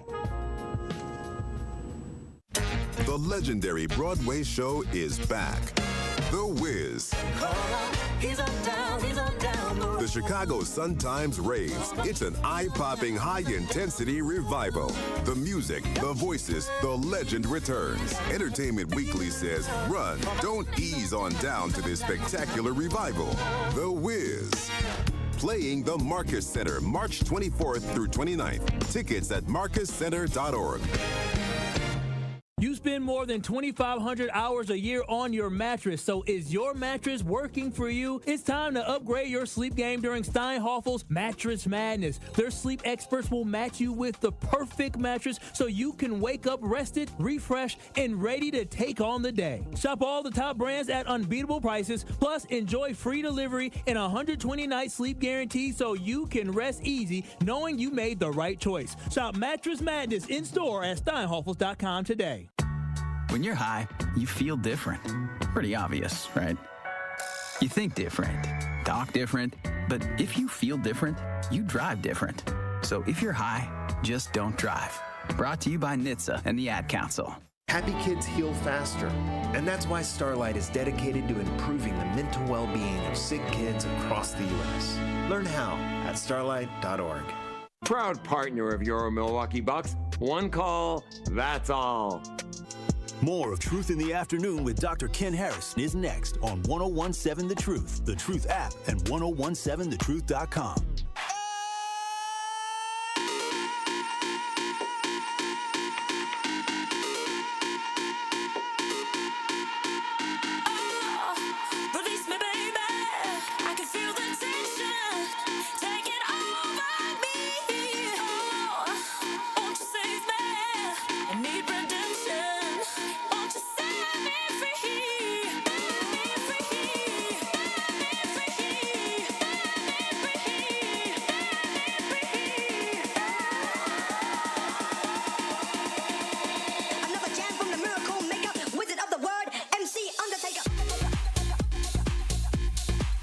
You're listening to Truth in the Afternoon. Maybe if MPD dance to this music, they can lose weight and they can still take... 833-212-1017 is the number. Hey, we always want to remind you, stream and watch us live on YouTube at 1017 The Truth. Gotta read it.com. Make sure you subscribe and hit the notification bell so you never miss a live show. And you can also listen live and win special Truth giveaways by downloading the 1017 The Truth app at the App Store or at Google Play Store. You missed us? You missed us? Aw. You can listen back anytime on 1017 The Truth app, Apple Podcasts, or my favorite, Spotify. 833-212-1017 is the number. Miles mad at you, dude. He said you play too much. Talking that white fish. I don't like white fish. Oh, Quanda always talking trash, boy. I tell you. Todd said, Dr. Ken, time for those folks to move to Florida. Yeah, it is. Yeah, it is. But see, anyway, let me go back. Before the break, we were talking about, and I was talking about a story with MPD and the recruits that keep failing the fitness tests. What's required of Milwaukee Police Department recruits to pass the physical exam? Mandatory step to enter the police academy is it's not a secret. Requirements are detailed in outlines and guidelines on the Fire and Police Commission website. You got to do 18 push-ups, 24 sit-ups, which I can't do. I got a bad back, but I think I can still do 24 sit-ups, and a 1.5 mile run in 20 minutes, 20 seconds. We have to do it in less. But anyway, yet despite the listed requirements, 25% of all recruits and a staggering percentage of female recruits, 85% in the recent class, failed to pass the physical exam required upon entrance. So here's what happens. When you know, because they send you ahead of time, this is what you got to do, you run. So before I got into the academy, I ran. I tested myself. I did the sit-ups and push-ups and all that. Once an applicant starts the testing process, the fitness test is the largest single point of failure. That was a draft letter the commission intends to send to the state board. Those failing numbers is prompting the city's recruitment body, Fire and Police Commission, to seek a first-of-its-kind request. Commission members voted last March 19th to ask the Wisconsin Law Enforcement Standards Board to give Milwaukee a one-year waiver on the physical fitness requirements to enter the academy.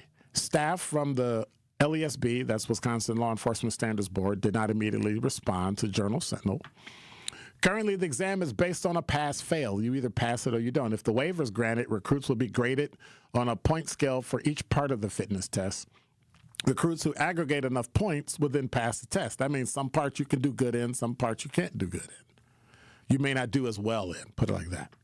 A required fitness exit exam administered at the end would not be affected by the request. You still have to do not 18, but 23 push-ups and 30 sit-ups when you leave the academy. The waiver request comes as MPD is under intense state requirements to grow, but in 2025, it grew by only one sworn officer in the last year. There are currently 1,575 sworn members of the department, though not all members count towards state requirements. The department is under legal pressure to become more diverse and is committed to having 30% of its recruits be female by 2030. They're currently made up of 15% of female officers. I don't know if that's going to help. Now, push-ups for women is the most common point of failure. I don't understand why we're doing push-ups anyway. Sit-ups, you see applicants of both sexes fail regularly. I get that. The waiver requested was met with almost unanimous support from the Fire and Police Commission 9 members. Only Ruben Burgos, former detective and police lieutenant for 33 years, questioned if it was an appropriate step. He said, I don't believe we should lower the standards to get into the academy. It's a measure of character. It's a measure of commitment. Character has nothing to do with whether or not you can do some push-ups. Hey, Ruben, that's not good. Somebody know Ruben? I know Ruben. I'll text Ruben. Ruben, that's not good. Your character is tied to whether or not you can do a push-up? Stop.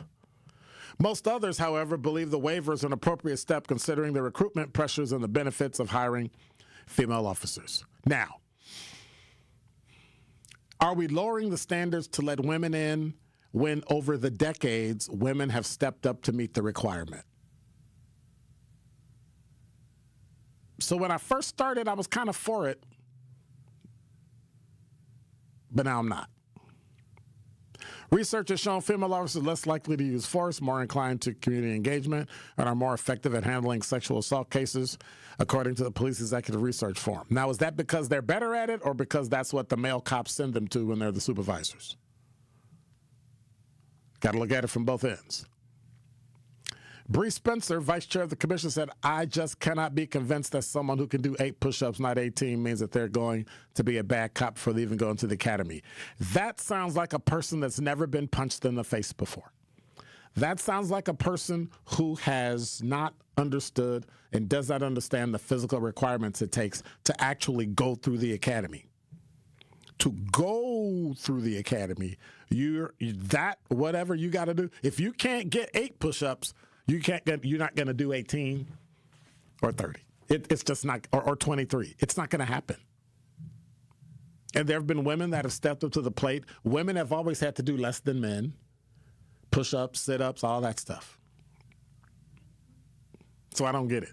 What are your thoughts? 833-212-1017 is the number. Do you agree? You know what? Here's what I'm going to do. Poll question of the day. Should MPD fitness change? Yes or no? Should we change it to what they want to change it to? So should they get the waiver? Should MPD get the waiver?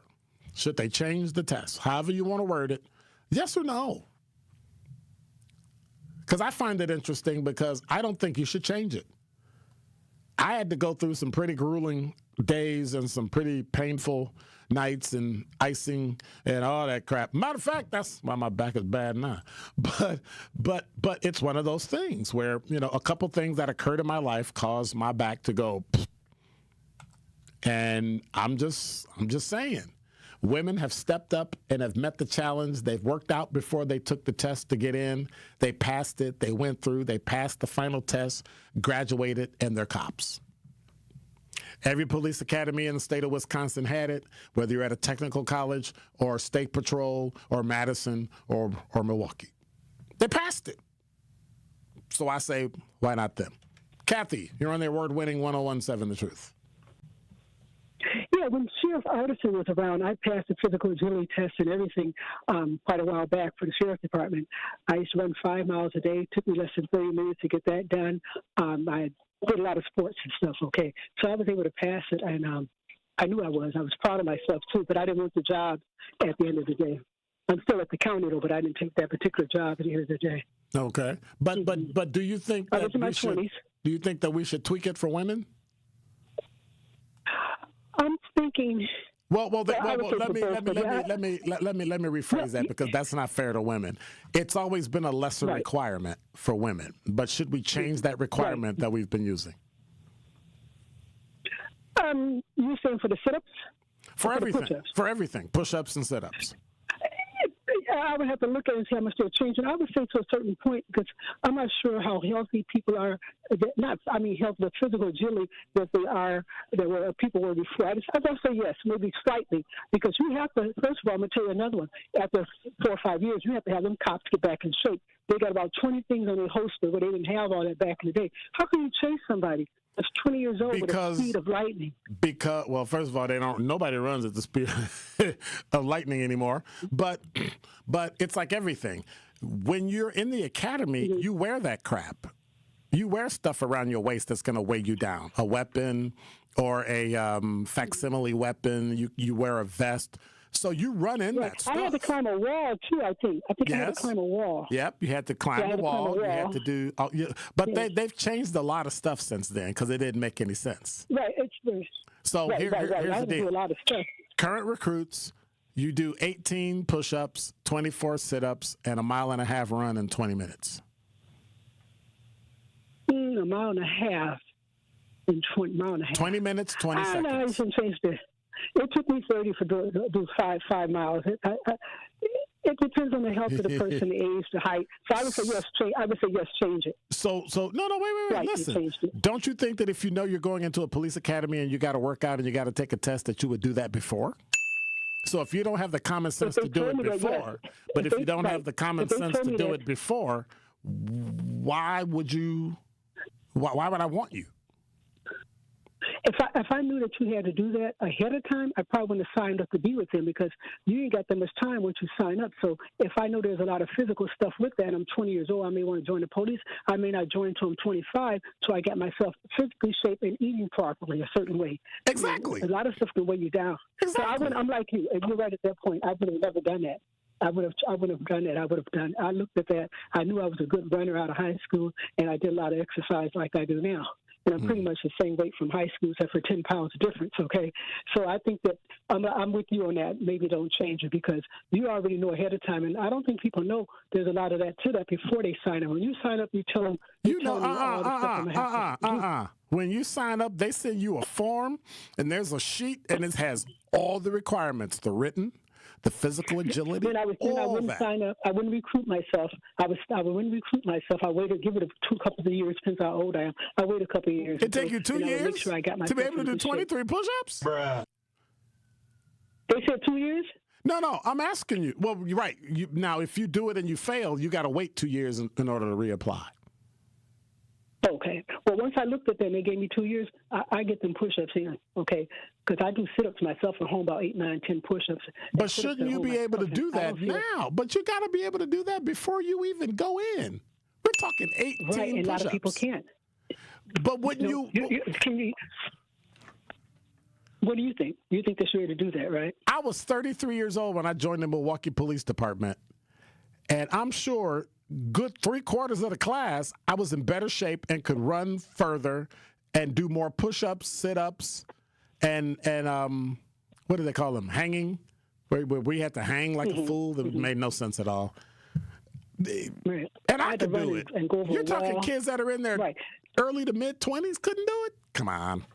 Yeah, but you're right. But you remember now, when I got out of high school, I think it was 20 because I was 19 on my birthday, 2 days before school was out. So I'm already at 20 years old running like this. I ran Al McGuire runs, and before I did runs, I used to do stretching. So I was able to do that. I can still do push-ups now and sit-ups, not at a pace that they're saying, but I can still do some. And I only do it because I want to be healthy. Other than that, it's a journey. All right. Well, thank you much. I appreciate it. You're welcome. Sure. 833-212-1017 is the number. When we come back, we got Benjamin, we got Talking Text Line, we got YouTube chat, and you. And now with the final traffic check of the day on 1017 The Truth, here's Debbie Lazaga. Delays along southbound 43 are kicking in right at Keefe, all the way down through the Marquette interchange and over the high-rise, and then back on the brakes from Lapham all the way down towards the Chase Avenue area. Northbound's backed up from Kilbourne up to North Avenue. Westbound 94, you got backups from 27th Street to about Hawley Road. Eastbound, it's pretty heavy from 76th Street solid all the way to 35th Street. And delays on 894 southbound from the Zoo all the way down to Lincoln Washington, and then just south of National Avenue down and around the Hale interchange past Loomis. And checking the TMJ4 Storm Team forecast tonight, partly cloudy skies, a low of 46. Tomorrow, a slight chance for morning showers, and afternoon showers are pretty much likely, a high of 50. From the WTMJ Traffic Center, I'm Debbie Lazaga on 101.7 The Truth. Every child deserves a school that sees their brilliance. At Milwaukee College Prep, they believe in high expectations, strong character, and academic excellence starting as early as age of 3. MCP scholars continue to outperform their peers across Milwaukee. And the best part about it all, Milwaukee College Prep is tuition free. If you're looking for a school that partners with you, challenges your child, and prepares them for college and beyond, Milwaukee College Prep is the place. Visit MilwaukeeCollegePrep.com to learn more. That's MilwaukeeCollegePrep.com. You served behind the desk. You served in combat. You did 4 years and got out. You were drafted. You gave 20 years. You gave exactly what your country needed. And so did you. When you raised your hand and swore an oath to your country, when you put your name on a dotted line, you became part of only 1% of Americans who did the same. You are a veteran. You are a veteran. You are a veteran. Because no matter when, where, or how you served, you made a sacrifice for your country, and you deserve support. If you're struggling with life after service, don't wait. Reach out. Reach out to a loved one, to a fellow veteran, to VA. Find resources at va.gov/reach. Brought to you by the United States Department of Veterans Affairs and the Ad Council. Many of our most important memories are made at school. But for children like Victoria, the classroom can be a place of fear and isolation. She wore a bandage over her cleft every day, too shy to speak, too afraid to smile. Everything changed after one life-transforming surgery made possible by Smile Train. Today, Victoria's smile lights up her classroom, a symbol of confidence, connection, and new beginnings. Due to stigma, children with untreated clefts often miss out on school entirely. But thanks to Smile Train, students like Victoria are stepping into the classroom, raising their hands, and finding their voice. Smile Train partners with local experts to support with free cleft surgeries and other comprehensive care, empowering children to thrive in school and in life. Let's help every child walk into the classroom with confidence. Visit smiletrain.org/learn. It's Truth in the Afternoon with Dr. Ken Harris on 101.7 The Truth app, and 1017thetruth.com.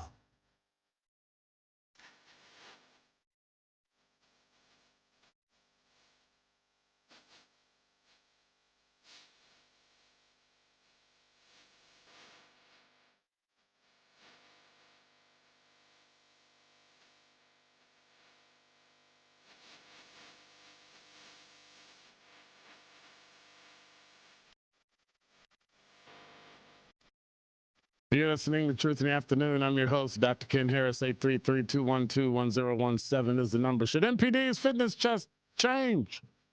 Should the test change? 57% said no, 43% said yes. You still got time to vote on YouTube. You can always stream and watch us live on YouTube. Matter of fact, tomorrow, we're going to be talking about this YouTube Meta verdict, this landmark case that just passed. They were found liable in a teen's addiction, so a person's addiction. So we'll be talking about that in depth tomorrow. So make sure you tune in. 833-212-1017 is the number. Before the break, we were talking about this MPD thing and whether or not their fitness tests should change. Whether or not their fitness tests should they go for the waiver and change it just for 1 year. 57% say no, 43% say yes. Christina, you're on the award-winning 101.7 The Truth. What say you? Hey. Well, I don't think that they should change it. They should keep it the same, but that's not the reason that I called. Okay. So, okay. I won tickets last week on your show to see The Wiz, and I caught that performance last night. I just wanted to call and say thank you and say I appreciate you. I appreciate the show. I appreciate the station. That was a core memory that was made last night. The Wiz was an amazing performance, and I just wanted to sing y'all praises. Well, thank you. I appreciate that, Christina. So, what was the most powerful thing about the show that you liked? It was the swag. It was the sauce. It was the Oz, but it was seasoned. You get what I'm saying? It was something relatable. It was fun. It was colorful. The stage was filled with talent and amazing people. I had an amazing time. I'm a single mom, and I hardly ever get out. So I got to get out with my adult friend, have a couple margaritas, and enjoy a show. I appreciate y'all for that opportunity. All right, you're so very welcome. Well, thanks for calling. I appreciate it. And make sure you keep listening. You might keep winning. You know it. I'm on it. All right. All right, thank you. Take care. Excellent. That's what I'm talking about. And then Kyle just came in and said he went to see The Wiz last night, and he thought that it was just, like, amazing. It was amazing. But it's a Broadway show. You know what I'm saying? It was a Broadway show, so it was great. I'm glad that – and those are the kind of things that the truth can do for the community because we're here. When we talk about being Milwaukee Black Talk, that's exactly who we are.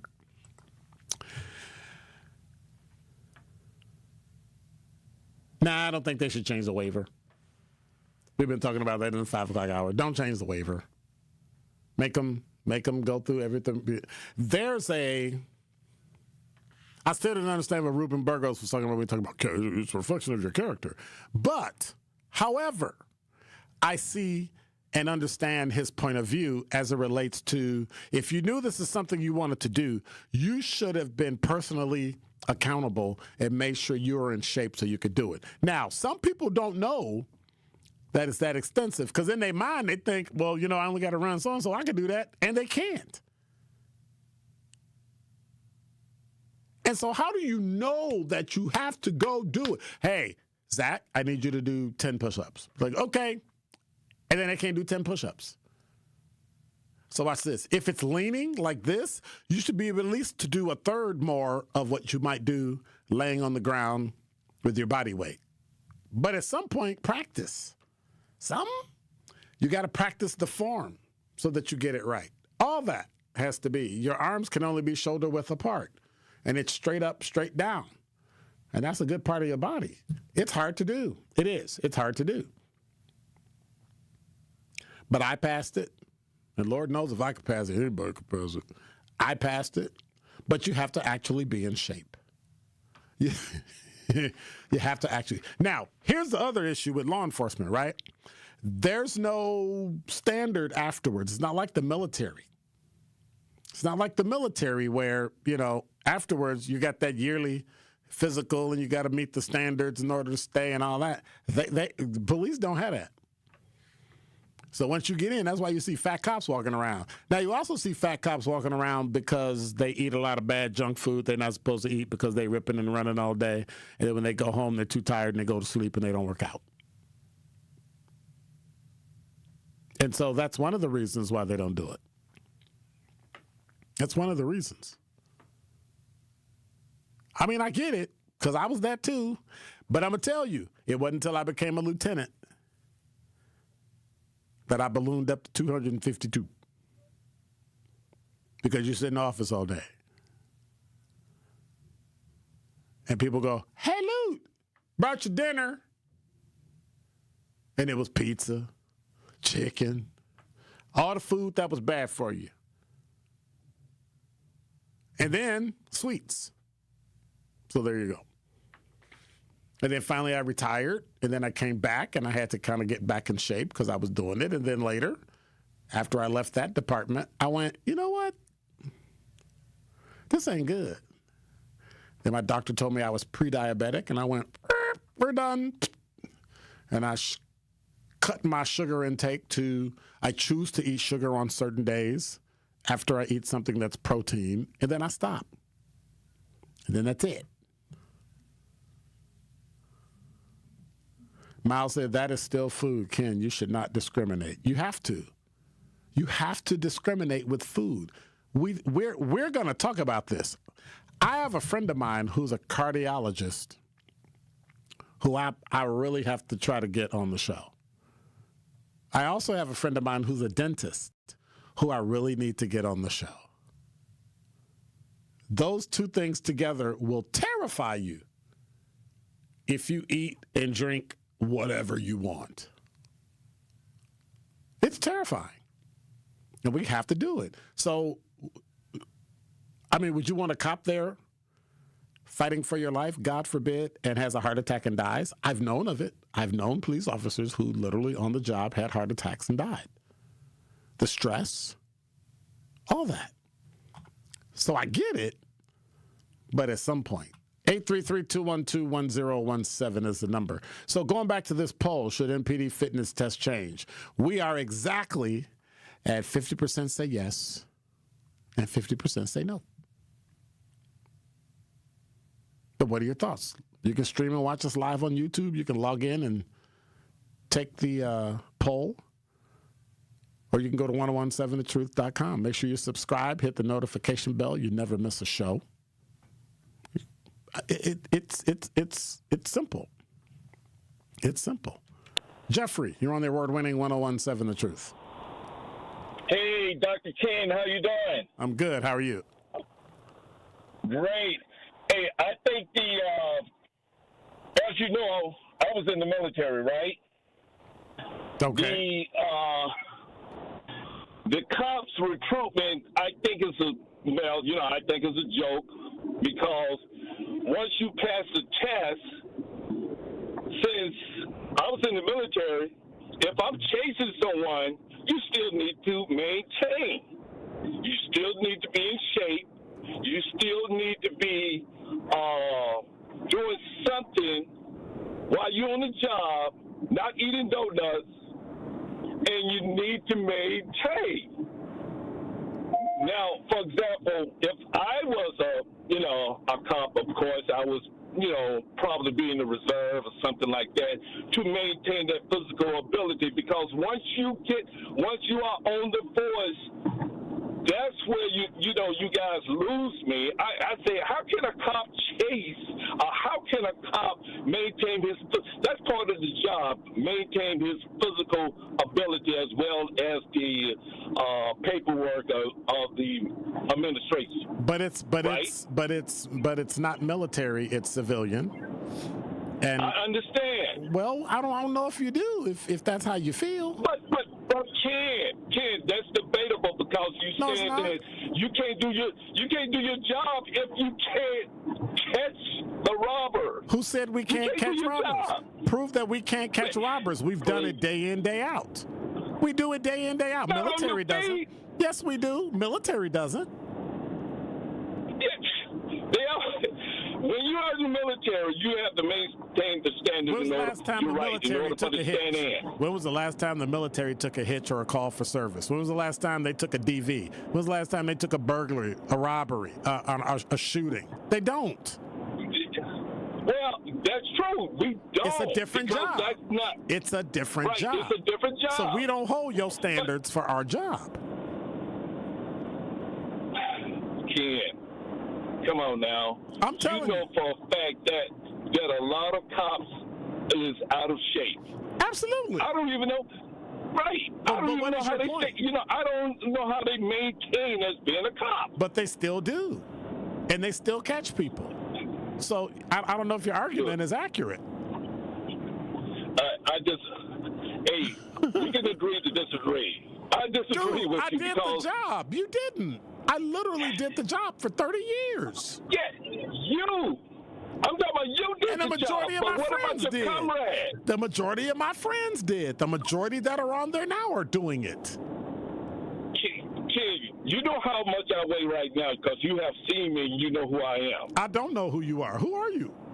Oh, okay. We'll leave it alone once I see you. Oh, that person? We'll okay, I know who it is now. Okay. Right. All right. I'm going to show you a picture of me weighing 255 pounds, all muscles. You're going to say, yes, on active duty, I was weighing 255 pounds. Right now, I weigh 210. In order for me to carry that weight. Am I supposed to be impressed? No, I'm just saying that if I was a cop, it wouldn't be muscles. It'd be all fat. I'm done. Bye, Jeffrey. That's insulting, Jeff. I'm back. I'm gone. Bruh. All right, have a good one. All right. Take care. As the White House threatens to take over state elections, restrict abortion nationwide, and take away our health care, the Wisconsin Supreme Court is the last line of defense for our rights. That's why the Supreme Court election on April 7th is so critical. The ACLU does not endorse or oppose candidates, but wants you to make an informed decision. When it comes to abortion rights, Maria Lazar supported overturning Roe v. Wade and is endorsed by groups that want to ban abortion. Chris Taylor voted against abortion bans and defended abortion rights while working with Planned Parenthood. And on the issue of voting rights in Wisconsin, Maria Lazar defended efforts to rig elections for one political party through extreme gerrymandering of congressional and legislative districts. Chris Taylor opposes rigging the system with extreme partisan gerrymandering. On April 7th, stand up for our rights. Paid for by American Civil Liberties Union, Incorporated. Join me every Friday at 11 a.m. for the Milwaukee Experience with Sherwin Hughes, presented by Visit Milwaukee. We're a city that knows how to celebrate, where the calendar is packed with festivals, the plates are piled high with flavor, and a lakefront sunrise sets the stage. Here in Milwaukee, every street leads to something worth savoring, a place that welcomes you with open arms and where joy is shared in bites, beats, and cheers. The Milwaukee Experience every Friday at 11 a.m. exclusively on The Truth with Sherwin Hughes, presented by Visit Milwaukee. Sweet Talks Medical Spa in Menominee Falls. Skip the sterile clinical office feel. Sweet Talk stays on the cutting edge of beauty and wellness innovations in a vibrant, playful space, promoting self-love and confidence. Sweet Talk specializes in a range of treatments, including injectables, medical-grade skincare, weight loss, hormone therapies, and more. Not sure where to start? Sweet Talks offers comprehensive wellness consultations to create a customized plan centered around you. Because at Sweet Talks, your goals are their goals. Learn more at sweettalks.com. Hey, Truth Nation, it's your girl DT. You want to mark your calendar Saturday, March 28th, 10 a.m. to 2 p.m. The Cream City and Milwaukee chapters of the Links Incorporated present the Black Family Wellness Expo at Evolve Church. Free health screenings, mental health resources, nutrition and wellness education, family-friendly activities, trusted community providers, no cost, walk-ins are welcome. Let's strengthen and sustain healthy Black families together. March 28th, Evolve Church. Be there. Hey, I want to remind you, the Analysis Live, one of the biggest nights in Wisconsin sports, and we don't want to really miss out because you can buy one ticket, and ESPN Wisconsin is going to buy the other. That's a night everybody will be talking about. March 27th, Analysis Live, completely unpredictable show with Thanasis Antetokounmpo and surprise guests. TALiveshow.com is where you can get tickets. Enter the code ESPNWI BOGO. That's ESPNWIBOGO when you check out. And you can go to TALiveshow.com. That's March 27th at the Riverside Analysis Live. You're listening to Truth in the Afternoon. I'm your host, Dr. Kim Harris. Tori Lowe Show's coming up next. Make sure you hang out for the rebroadcast. I'll be back sometime, I think around midnight and 4 a.m. And then you can check out Truth in the Morning, Sherwin, Kyle, Tori. Then I'll be back tomorrow. Thank you, Zach. Appreciate you. By the way, should MPD's fitness test change? 56% say no. 44% say yes. So I want to say thank you for that. Thank you, YouTube chat. Thank everybody. Hey, what's up, SE? Thank you. Dean, good to see you. I'm sorry, that's DeAndre. Good to see each and every one of you. God bless. Take care. I'm out. Be quiet.